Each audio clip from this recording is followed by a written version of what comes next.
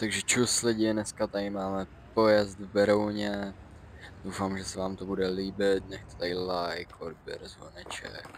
Tady máme VIP Front Scoot, Bar Spin In, Heel Rewind přes roh.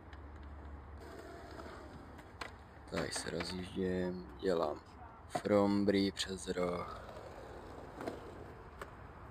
Tady Kickless Whip, co se mi nepovedlo, tady druhý pokus, tady už jsem to odjel, takže pohodička.